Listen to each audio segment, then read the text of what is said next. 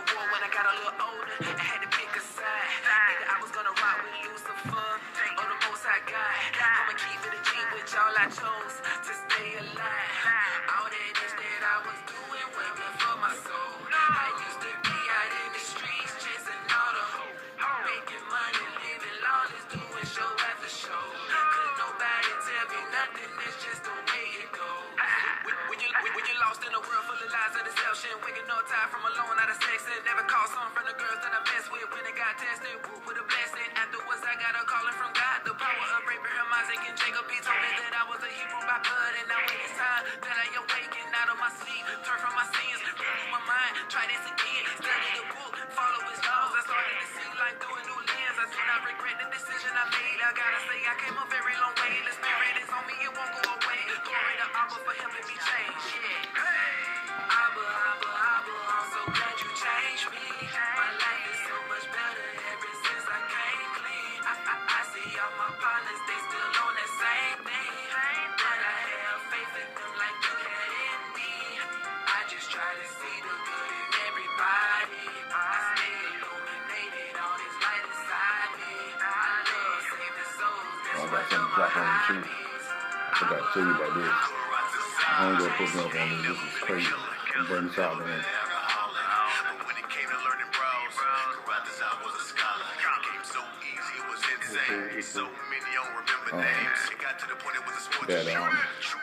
The so-called slave Bible.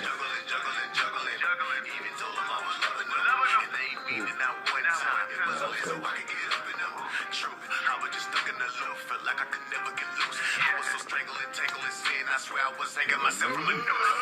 Praise the highest for the truth and honors. I was headed to hell with the truth and honors. Really glad to be a high boy at 500 degrees like juvenile. I'm glad I dodged that, and I wish I could call all the bras back. Beg for forgiveness and tell them sincerely I want to just show you what God's at. Hey, if he can change me, then he can change you. I was a dead man. Now I'm brand new. Man, cut the beat. I want to say this from my heart. I want to give praise to the Abba higher. For giving this son a new start. Let's go. Abba, Abba, Abba, I'm so glad you changed me. My life is so much better ever since I came clean. I see all my partners, they still on that same thing. But I have faith in them like you had in me.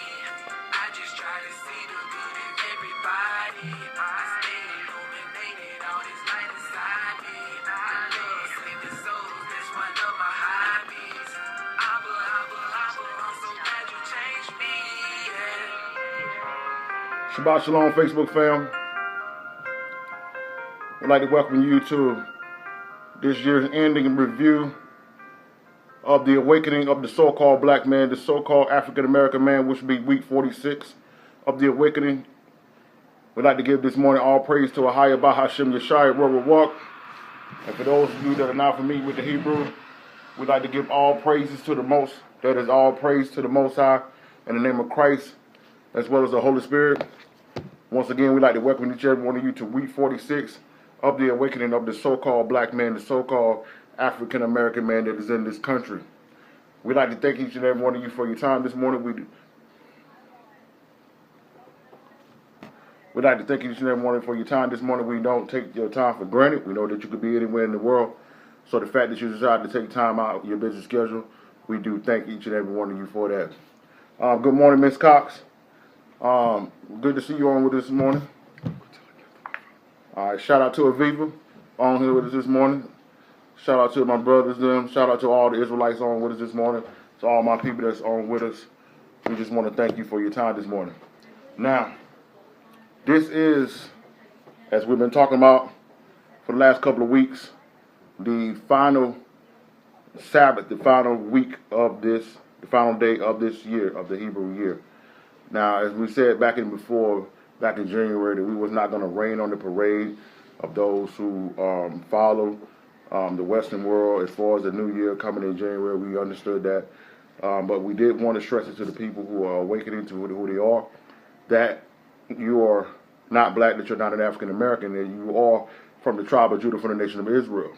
And we wanted to stress that so people could understand and we can allow ourselves to align ourselves with the Most High time. So this is the last Sabbath of the year. When the sun goes down today, we will be entering into the Hebrew New Year.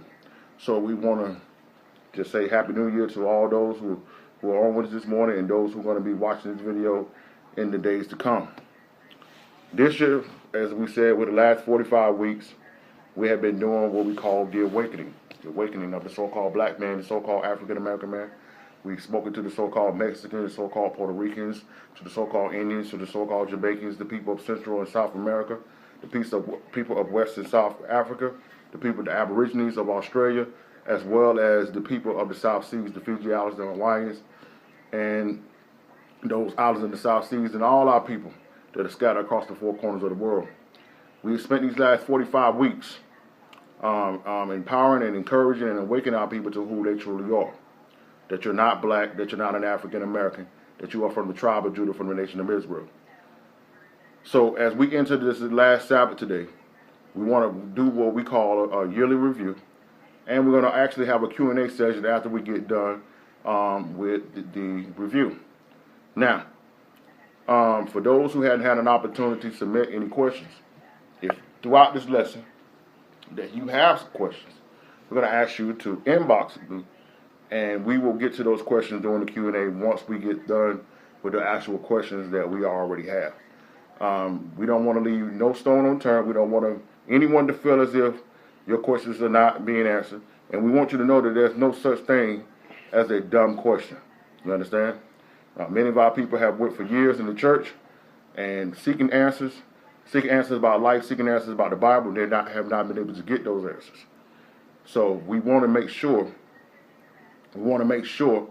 that we do get those answers out to all those who are looking for them. Gotta do something about this Wi-Fi, man. It's starting out bad already.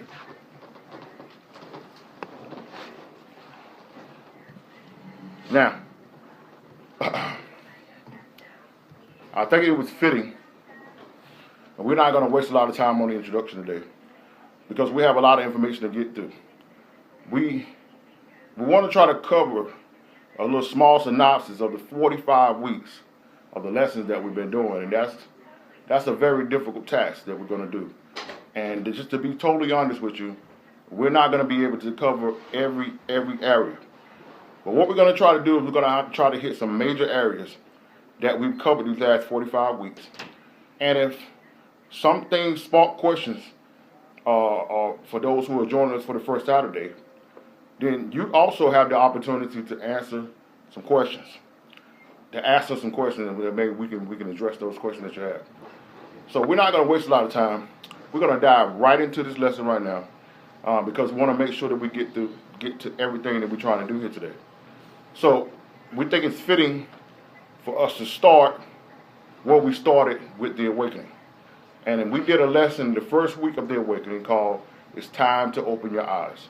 And we feel that it's necessary for us to go back there to where we started and to set the tone with those verses that we started the series of the awakening with. And that's, go with me in your Bibles to Mark the 8th chapter. Mark the 8th chapter. And we're going to look at verses 22 through 26. And for those just coming on with us today is week 46 of the awakening of the so-called black man, of the so-called African American man, who is from the tribe of Judah, from the nation of Israel. And what we're doing here today is a yearly review. We're about to transition into a new series starting next Sabbath. Next Sabbath would be the first Sabbath of the Hebrew New Year. So this being the last Sabbath, we did 45 weeks of teaching, and now we're about to transition into the new information that the Most High is ready to give. We spent the last 45 weeks awakening our people to who they really are. Now it's time to go to the next level, because knowing the truth is only half the truth. You understand? Knowing the truth is only half the truth. Now it's time to walk out this truth and rebuild our nation. Now, Mark the 8th chapter, we start out here, Mark the 8th chapter, verse 22 to 26. Give us verse 22 there. And he cometh to Bathsheba, and they bring a blind man unto him, and besought him to touch him. Now, let's stop there. Because for those who are not familiar with this story, this right here is going to be an insignificant fact to you, right? If you're not really familiar with the city of Bethsaida, then this right here is not gonna resonate with you in the manner that it should do. So what we're gonna do is we're gonna precept this and show you exactly why knowing the content and the history of this city is important to what Christ does when he's in this and addresses this blind man. So hold that right there, Mark the 8th chapter, and go to Matthew the 11th chapter, right? It's very important that you know the status of the city, because without understanding that aspect of it, what Christ is going to do here not going to really make sense to you. So hold your place there in Mark the 8th chapter and go to Matthew the 11th chapter and go to verse 21 through 22. Matthew 11, verses 21 through 22. Dick, give us that verse 21 there. Woe unto thee, Chorazin! Woe unto thee, Bethsaida! So Christ is starting here and he's saying, woe unto you. And when you hear the word woe in the Bible, that means, yo, you got some destruction, you got some bad things about to come your way. Okay? So that means that either you need to make a decision to make some changes fast in your life, or you can accept the fact that destruction is headed your way for you and generations to come. So he says, woe to Chorazin, woe unto Bethsaida. Let's see why he says that. For if the mighty works which were done in you had been done in Tyre and Sidon, they would have repented long ago in sackcloth and ashes. So what he's saying here is, listen, if I'd have went to Tyre and Sidon, which is a Gentile area, which is very important that you realize that that area was Gentile cities there. He said, if I would have done the mighty works there that I'd done here, then those guys would have repented a long time ago. And my question to you, what Christ is asking to them is, why haven't you repented? Why haven't your life changed? Why haven't you made a decision to walk away from things that you know that were not of me? Shabbat Shalom, Ak. Good seeing you and your wife on with us this morning. May the Most High continue to smile out upon you and your family. And now give him verse 22. But I say unto you, it shall be more tolerable for Tyre and Sidon at the day of judgment than for you. Now, so he said unto the citizens of Bethsaida, listen, read that verse for him again, verse 22 again. But I say unto you, it shall be more tolerable for Tyre and Sidon at the day of judgment than for you. So he's saying to them, listen, for the Gentiles that don't know me, that's lived a whole life of sin, it's going to be more tolerable for them versus you who have seen the works and still refuse to change. Why are we bringing this out today? Because our people, the so-called black man, the so-called African-American man that has been in this country for the last 400 years, even after the point of us getting off the plantation and adopting some type of freedom to live in the manner that we desire, instead of going back to the Most High and staying with him, the one who delivered us from the slave plantations, many of our people have went into the American way of life. You have forsaken the Bible. You have forsaken the way you was raised. You have forsaken everything you know to be true and went and lived a life of sin and ungodliness. Because of social media, because of the so-called reality TV, because of rap music and popular culture, many of our people have forsaken the things that they know to be right and just live it any kind of way. Even though Christ has moved in your family, even though you've seen the miracles in your former churches, even though you've seen people that were sick being healed, even though you've seen people who was on drugs and addiction turn around, even though you've seen marriages restored because of Christ. And so I'm talking to my people here today that is in this country, all over the world, some that is joining us from across the world. You've seen the mighty works, but yet you refuse to change because you said it has nothing to do with you. You understand? So we wanted to bring that out so you can understand why Christ is going to do what he does when he addresses this blind man back in the Mark 8th chapter. For those who are just coming on with us, today we're doing a review of the whole 45 weeks lesson that we've been doing of the awakening of the so-called black man, of the so-called African-American man who is from the tribe of Judah, from the nation of Israel. And after we're done with this review today, we're going to go into a Q&A session. So for any of those who are coming on with us for the first time today, if you have any questions about the Bible, you have any questions about Christ and the Most High, and anything that we bring out here today that you need some more clarifications on, After we start the QA, shoot us the information, inbox me your question, and I won't say your name if you don't want me to. You can just ask the question, and we'll bring it out, and we'll answer those questions for you. Now, let's go back to Mark the 8th chapter. Now, Jay, read verse 22 for him there. And he come unto Bethsaida, and they bring a blind man unto him, and besought him to touch him. Now, so that you understand the history of Bethsaida, now you understand why this is significant. Because, see, these people who brought this blind man to Christ, they already done seen Christ do works before.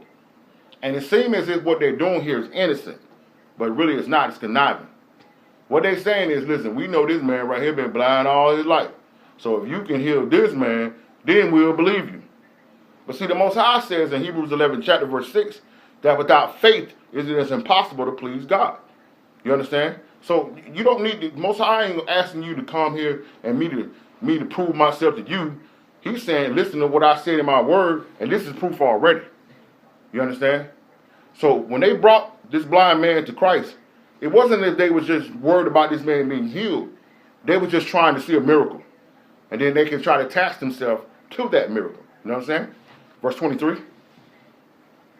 And he took the blind man by the hand and led him out of the town. And when he had spit on his eyes and put his hands upon him, he asked him if he saw aught. Now,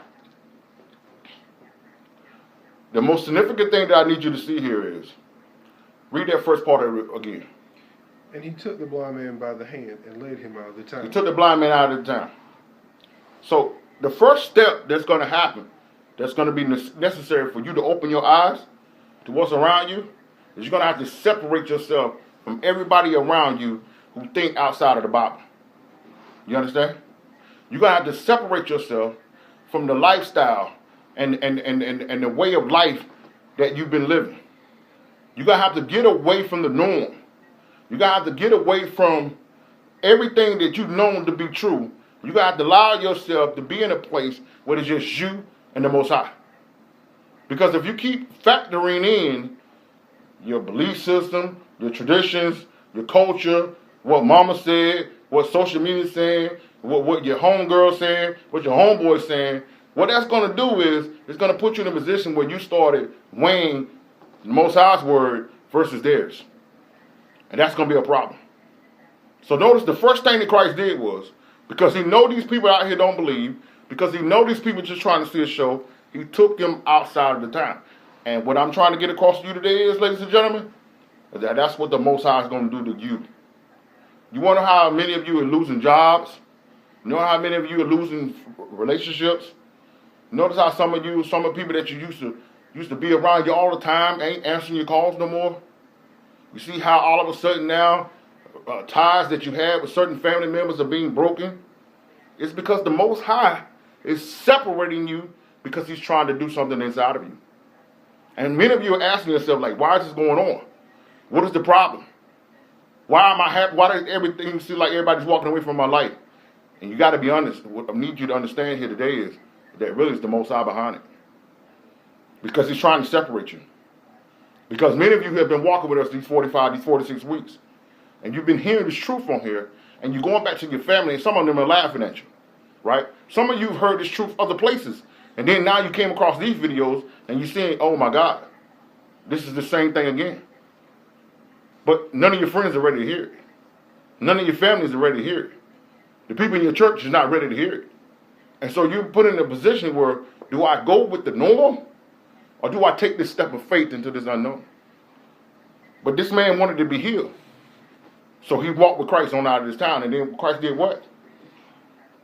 And he had spit on his eyes and put his hands upon him and asked him if he saw aught. Now, there's another factor that we're going to have to start taking into consideration. In this process of the deliverance, whether you need to be healed, whether you need to be delivered, whether you need to be set free from something, or more importantly, whether you need to your eyes open to that you're not black, that you're not an African American, that you're from the tribe of Judah, from the nation of Israel. Sometimes it's going to require for you to do something that you may feel is beneath you.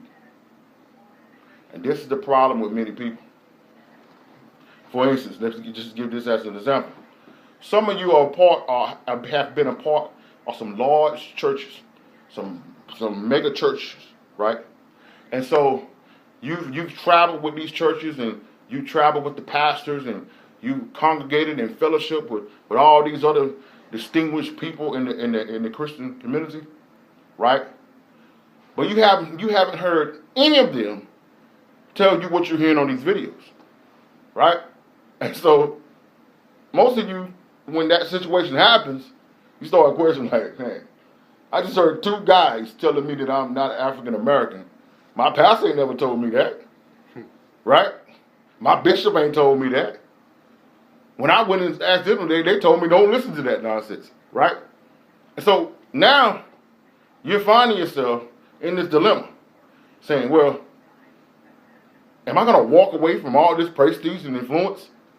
Am I going to walk away from the Christmas and the Easter celebrations, right? I already got the die for the eggs, right? You understand? I already got the baskets lined up what I want to get for the kids, right? The kids been practicing for the Easter program already. Am I going to just walk away from that and quit on the people? And I suggest strongly that you do, right? It's going to require you to be in a position that you may feel as if it's beneath you, that's outside of you, right? This man, the last thing this man wanted when he woke up that morning was somebody to spit on his face, right? But yet, this seemingly demeaning act that Yeshua, who the world knows to be Jesus, did to him, is going to lead to a breakthrough that he never thought he could happen, right? So he asked him, read that last part again. And when he had... And he had spit on his eyes and put his hands upon him and asked him if he saw aught. Mm-hmm. And he looked up and said, I see men as trees walking. Now, that's right, Con. Now, so read that for him again. And he looked up and said, I see men as trees walking. Now, so you have to see first, this man has went from being blind and can't see nothing, right, at all, to now he said, he see what?